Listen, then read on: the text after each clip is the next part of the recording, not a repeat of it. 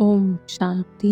முரளியின் தேதி 25/5/2026. காலை முரளி பாப் தாதா, மதுபன். இனிமையான குழந்தைகளே, தன்னை தான் கேட்டுக்கொள்ளுங்கள்.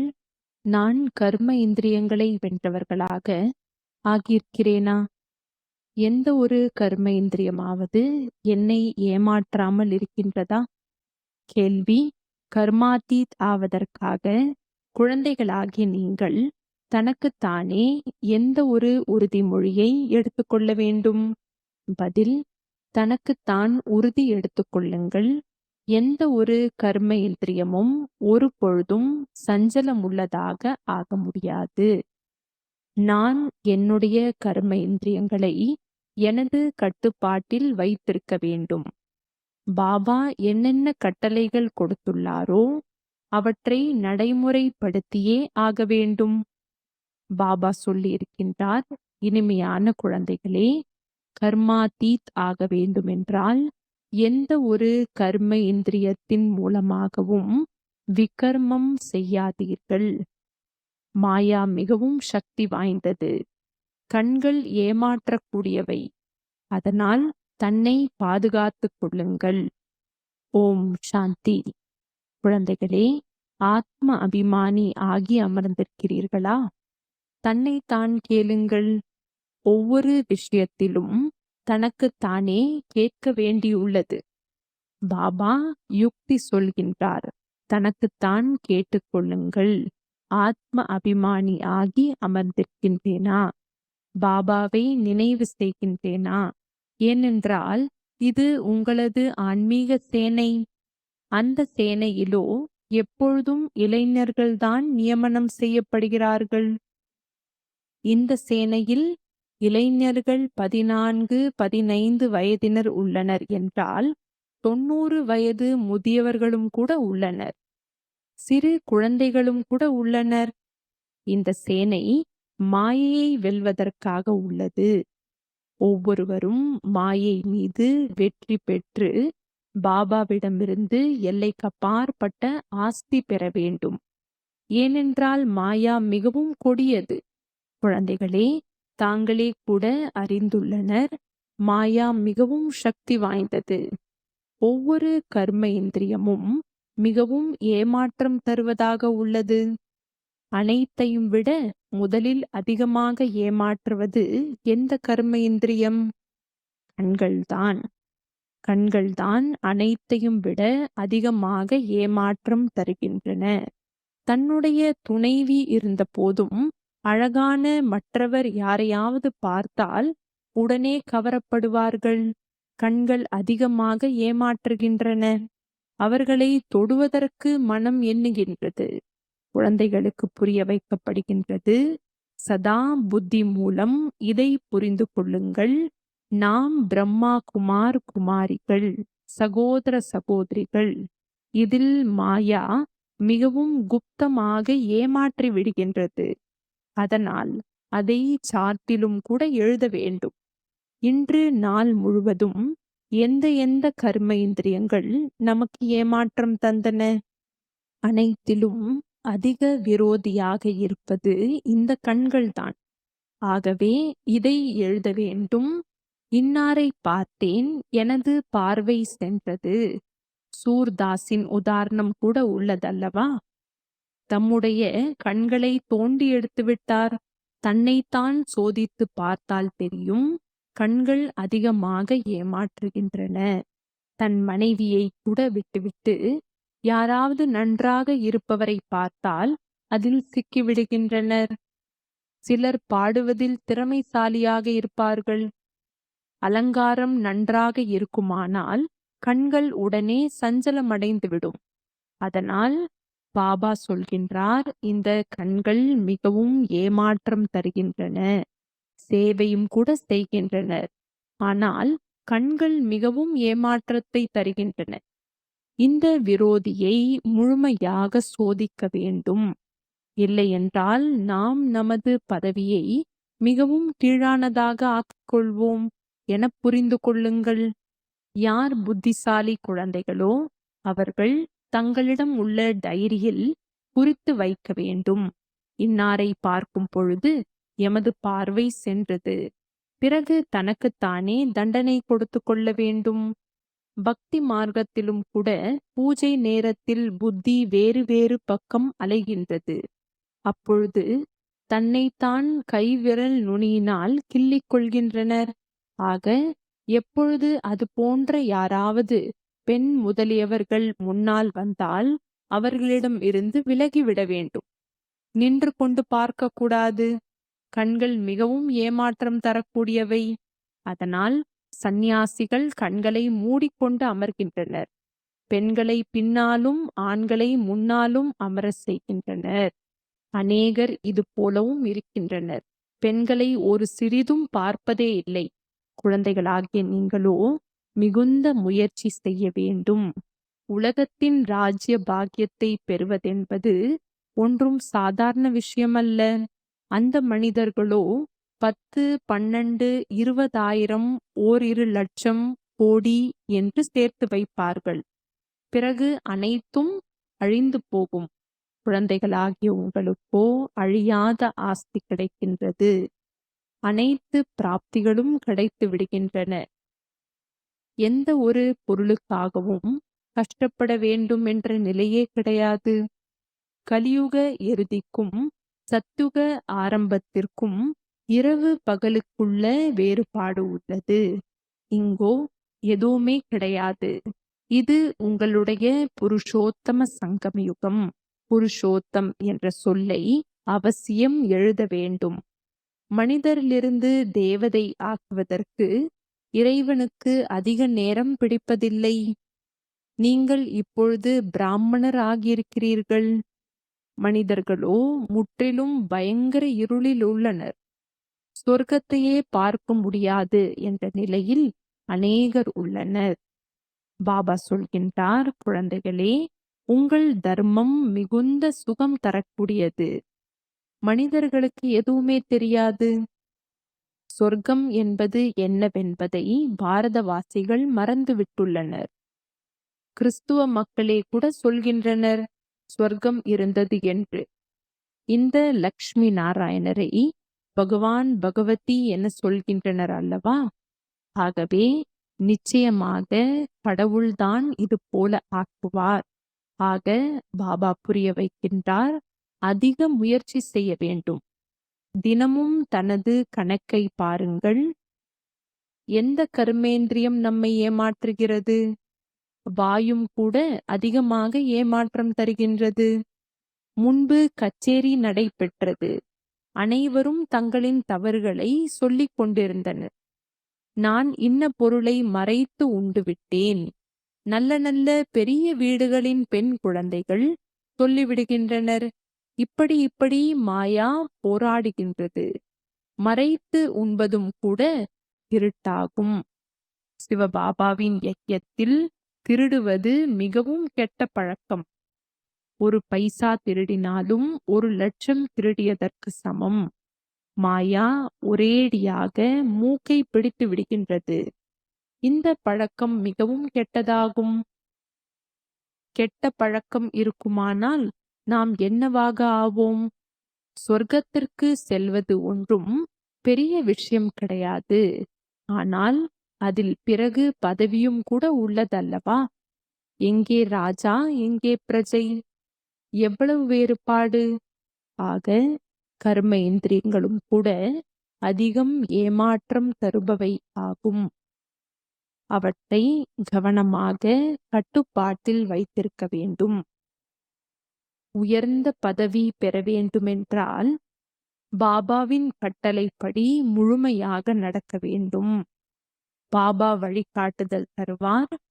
மாயா பிறகு இடையில் வந்து விக்னத்தை ஏற்படுத்தும். பாபா சொல்கின்றார், மறக்காதீர்கள். இல்லையென்றால் பிறகு கடைசியில் அதிக வருத்தப்படுவீர்கள். ஃபெயில் ஆவதற்கான சாட்சாத்காரம் கூட கிடைக்கும். இப்பொழுது நீங்கள் சொல்கிறீர்கள், நாம் நரனிலிருந்து நாராயணன் ஆவோம் என்று. ஆனால் தன்னைத்தான் கேளுங்கள். தனது கணக்கை வெளிப்படுத்துங்கள். அநேகருக்கு இதை புரிந்து நடைமுறைப்படுத்துவது கடினமாக உள்ளது. ஆனால் பாபா சொல்கின்றார், இதனை நடைமுறைப்படுத்துவதால் உங்களுக்கு முன்னேற்றம் அதிகம் ஏற்படும். முழு நாளில் கணக்கை வெளிப்படுத்த வேண்டும். இந்த கண்கள் மிகவும் ஏமாற்றம் தருகின்றன. யாரையாவது பார்ப்பீர்களானால் சிந்தனை வரும், இவரோ மிகவும் நன்றாக இருக்கிறார் என்று. பிறகு பேசுவீர்கள், மனதில் எண்ணம் வரும், அவருக்கு ஏதேனும் பரிசு கொடுப்போம், இதனை உண்ணக் கொடுப்போம். அதே சிந்தனை ஓடிக்கொண்டே இருக்கும். குழந்தைகள் புரிந்து கொண்டுள்ளனர், இதில் மிகுந்த முயற்சி தேவை. கர்ம இந்திரியங்கள் அதிகமாக ஏமாற்றுகின்றன. ராவண ராஜ்யம் அல்லவா? பாபா சொல்கின்றார், அங்கே கவலைக்கான எந்த ஒரு விஷயமும் கிடையாது. ஏனென்றால் ராவண ராஜ்யமே அங்கு கிடையாது. கவலைப்படுவதற்கான விஷயமே இருக்காது. அங்கேயும் கூட கவலை இருக்குமானால் பிறகு நரகம் மற்றும் சொர்க்கத்திற்கு இடையில் வித்தியாசம்தான் என்ன இருக்கும்? குழந்தைகள், நீங்கள் மிக மிக உயர்ந்த பதவி பெறுவதற்காக பகவானிடம் படிக்கிறீர்கள். பாபா புரிய வைக்கின்றார், மாயை பெயரை கெடுக்க செய்து விடுகின்றது. நீங்கள் அபகாரம் செய்தீர்கள், நான் உபகாரம் செய்கின்றேன். குழந்தைகளே, நீங்கள் தீய பார்வை வைப்பீர்களானால் தனக்குத்தானே நஷ்டம் ஏற்படுத்திக் கொள்வீர்கள். அடைய வேண்டிய குறிக்கோள் மிகவும் உயர்வானது. அதனால் பாபா சொல்கின்றார், தனது கணக்கை பாருங்கள். எந்த ஒரு விக்கர்மமும் செய்யவில்லை தானே, யாருக்கும் ஏமாற்றம் கொடுக்கவில்லையே. இப்பொழுது விக்கர்மங்களை வென்றவராக ஆக வேண்டும். விக்கர்மங்களை வென்ற புதிய சகாப்தத்தை பற்றி குழந்தைகளாகிய உங்களைத் தவிர வேறு யாருக்கும் தெரியாது. பாபா புரிய வைத்துள்ளார், விக்கர்மங்களை வென்று இப்பொழுது 5000 ஆண்டுகள் ஆகின்றன. பிறகு விக்கர்மம் செய்கின்றனர் என்றால் வாம மார்க்கத்தில் செல்கின்றனர். கர்மம், அகர்மம், விக்கர்மம் என்ற சொல்லோ உள்ளது அல்லவா? மாயாவின் ராஜ்யத்தில் மனிதர்கள் என்ன கர்மம் செய்தாலும் அது விக்கர்மமாகவே ஆகின்றது. தத்துவத்தில் விகாரம் இருப்பதில்லை. அதனால் விக்கர்மம் எதுவும் ஏற்படுவதில்லை. இதையும் நீங்கள் அறிவீர்கள். ஏனெனில் உங்களுக்கு ஞானத்தின் 3வது கண் கிடைத்துள்ளது. நீங்கள் திரிநேத்ரி ஆகியிருப்பீர்கள். ஆக திரிகாலதர்ஷி, திரிநேத்ரி ஆக்குபவர் பாபா. நீங்கள் ஆஸ்திகர் ஆகியிருக்கிறீர்கள். அதனால் திரிகாலதர்சி ஆகியிருக்கிறீர்கள். முழு டிராமாவின் ரகசியமும் புத்தியில் உள்ளது. மூலவத்தனம், சூக்ஷ்மவதனம், ஸ்தூலவத்தனம் 84 பிறவிகளின் சக்கரம். பிறகு மற்ற தர்மங்கள் விருத்தி அடைகின்றன. அவர்கள் ஒன்றும் சத்கதி அடைவதில்லை. அவர்களை குரு என்று சொல்ல முடியாது. அனைவருக்கும் சத்கதி அளிப்பவர் ஒரே பாபா. இப்பொழுது அனைவருக்குமே சத்கதி கிடைக்கப் போகின்றது. அவர்கள் தர்ம ஸ்தாபகர்கள் என சொல்லப்படுகின்றனர். குரு இல்லை. தர்ம ஸ்தாபகர்கள் தர்ம ஸ்தாபனை செய்வதற்கு நிமித்தமாக ஆகியிருக்கிறார்கள். மற்றபடி சத்கதி அளிப்பதில்லை. அவர்களை நினைவு செய்தால் சத்கதி எதுவும் கிடைப்பதில்லை. விக்கர்மங்கள் விநாசமாவதில்லை. அவை அனைத்துமே பக்தியாகும். ஆக பாபா புரிய வைக்கின்றார், மாயா மிகவும் கொடியது. இதன் மீதுதான் யுத்தம் நடைபெறுகின்றது. நீங்கள் சிவசக்தி, பாண்டவ சேனை. நீங்கள் அனைவரும் வழிகாட்டிகள். சாந்தி தாமம் மற்றும் சுகதாமத்திற்கான வழி சொல்கிறீர்கள். நீங்கள் வழிகாட்டிகள். நீங்கள் சொல்கிறீர்கள், பாபாவை நினைவு செய்வீர்களானால் விகர்மங்கள் விநாசமாகும். ஆனால் மீண்டும் பாவ கர்மம் செய்வீர்களானால் 100 மடங்கு பாவமாக ஆகிவிடும். எவ்வளவு முடியுமோ எந்த ஒரு விகர்மமும் செய்யாமல் இருக்க வேண்டும். கர்ம இந்திரியங்கள் மிகவும் ஏமாற்றம் தருகின்றன. பாபா ஒவ்வொருவரின் நடத்தை மூலம் புரிந்து கொண்டு விடுகின்றார். குழந்தைகளுக்கு மாயாவின் புயல்கள் வருகின்றன. ஆண் பெண் என புரிந்து கொள்வதால் தான் புயல்கள் வருகின்றன. ஆக இந்த கண்கள் மீது எவ்வளவு கட்டுப்பாடு வைக்க வேண்டும்? நாமோ சிவபாபாவின் குழந்தைகள். பாபாவிடம் உறுதிமொழி கொடுத்து ராக்கியம் கூட கட்டுகின்றனர். பிறகு கூட மாயை ஏமாற்றம் தந்து விடுகின்றது. அதன் பிறகு விடுபட முடியாது. கர்ம இந்திரியங்கள் எப்பொழுது வசப்படுகின்றனவோ அப்பொழுதுதான் கர்மாதீத் நிலை ஏற்படும். சொல்வதோ எளிது, நான் லக்ஷ்மி நாராயணராக ஆவேன் என்று. ஆனால் புத்திசாலித்தனமும் வேண்டும் அல்லவா? பாபா சொல்கின்றார், கட்டளைப்படி நடைமுறைப்படுத்துங்கள். பாபா பாபா என சொல்லிக்கொண்டே இருங்கள். பாபாவிடமிருந்து நான் முழு ஆஸ்தியை பெறுவேன். இப்படிப்பட்ட ஆசிரியர் எங்கும் எப்பொழுதும் கிடைக்க மாட்டார். இந்த அனைத்து விஷயங்களையும் தேவதைகள் கூட அறிந்திருக்கவில்லை எனும் பொழுது பின்னால் வரக்கூடிய தர்மத்தினர் எப்படி அறிந்து கொள்ள முடியும்? பாபா சொல்கின்றார், நான் எதை சொன்னாலும் சிவபாபா தான் சொல்கின்றார் என புரிந்து கொள்ளுங்கள்.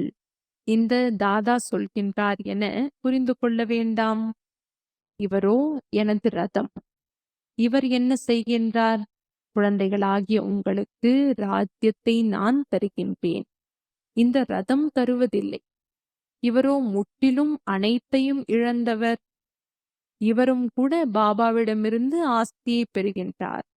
எப்படி நீங்கள் புருஷார்த்தம் செய்கின்றீர்களோ அதே போல இவரும் செய்கின்றார். இவரும் கூட மாணவ வாழ்க்கையில் இருக்கின்றார். இந்த ரதத்தை கடனாக பெற்றுள்ளேன். அது தமோ பிரதான நிலையில் உள்ளது. நீங்கள் பூஜைக்குரிய தேவதை ஆவதற்காக, மனிதரிலிருந்து தேவதை ஆவதற்காக படிக்கிறீர்கள். யாருடைய அதிர்ஷ்டத்திலாவது இல்லை என்றால் சொல்கின்றனர், எனக்கோ சந்தேகம் உள்ளது. சிவபாபா வந்து எப்படி படிப்பு சொல்லித் தருகின்றார்? என்னால் இதை புரிந்து கொள்ள முடியவில்லை. தந்தையை நினைவு செய்யவில்லை எனில் விகர்மம் எப்படி விநாசமாகும்? முழுமையான தண்டனை பெற வேண்டியதிருக்கும். ராஜ்யம் ஸ்தாபனை ஆகிக் கொண்டிருக்கின்றது. ராஜாக்களுக்கு எவ்வளவு தாசிகள் உள்ளனர்? பாபாவோ ராஜாக்களின் தொடர்பில் இருந்திருக்கிறார் அல்லவா? தாசிகளை சீதனமாக கொடுக்கின்றனர். இங்கேயே இவ்வளவு தாசிகள் உள்ளனர் என்றால் சத்யுகத்தில் எவ்வளவு பேர் இருப்பார்கள்? இதுவும் ராஜதானி ஸ்தாபனை ஆகிக் கொண்டிருக்கின்றது. என்னென்ன செய்து கொண்டிருக்கிறார்கள் என்பதை பாபா அறிந்துள்ளார். ஒவ்வொருவரின் கணக்கிலிருந்தும் பாபா சொல்ல முடியும். இந்த சமயம் இறந்து போனால் என்னவாக ஆவார்கள்? கர்மாதீத் அவஸ்தாவை கடைசியில் அனைவரும் நம்பர்வார் அடைவார்கள். ஆக இது வருமானமாகும். வருமானத்தில் மனிதர்கள் எவ்வளவு பிஸியாக உள்ளனர்? சாப்பிட்டு கொண்டே இருப்பார்கள். டெலிபோன் காதில் இருக்கும். அப்படிப்பட்ட மனிதரோ ஞானத்தை அறிந்து கொள்ள முடியாது. இங்கே ஏழைகள் சாதாரணமானவர்கள் தான் வருகின்றனர். பணக்காரர்களோ நேரம் எங்கே உள்ளது என கேட்பார்கள். அட, பாபாவை நினைவு செய்தாலே போதும், விக்கர்மங்கள் விநாசமாகிவிடும். ஆகவேதான் பாபா இனிமையிலும் இனிமையான குழந்தைகளுக்கு அடிக்கடி புரிய வைக்கின்றார். ஒவ்வொருவருக்கும் இந்த செய்தியை கொடுக்க வேண்டும். சிவபாபா வந்துள்ளார் என்பது எங்களுக்கு எப்படி தெரியும் என்று யாரும் சொல்லக்கூடாது. நாள் முழுவதும் பாபா பாபா என்றே சொல்லிக் கொண்டிருங்கள். அநேக பெண் குழந்தைகள் அதிகம் நினைவு செய்கின்றனர். சிவபாபா என்று சொல்லும் போதே அநேக குழந்தைகளுக்கு அன்பின் கண்ணீர் வந்து விடுகிறது. எப்பொழுது சென்று பாபாவை சந்திப்போம்? பார்த்ததில்லை என்றாலும் கூட துடித்து கொண்டுள்ளனர். பார்த்து விட்டவர்கள் பிறகு உரிய மதிப்பு அளிப்பதில்லை. அவர்கள் தூரத்தில் இருந்தவாறே கண்ணீர் வடித்தபடி உள்ளனர். அதிசயம் அல்லவா?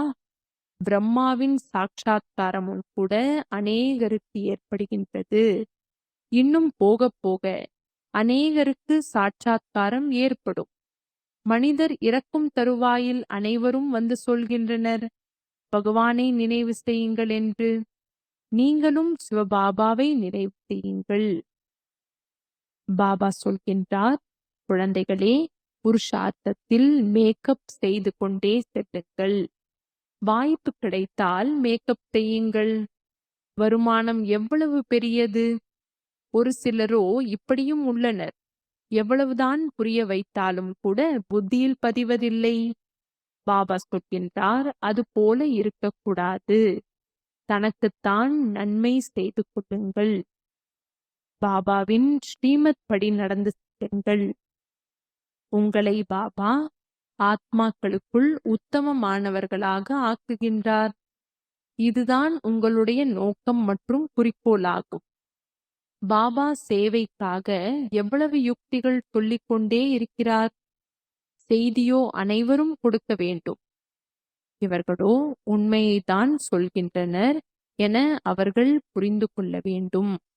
இந்த யுத்தத்தின் மூலம்தான் குறிப்பாக பாரதத்தில், பொதுவாக உலகத்தில் சுகம், சாந்தி ஏற்படுகின்றது.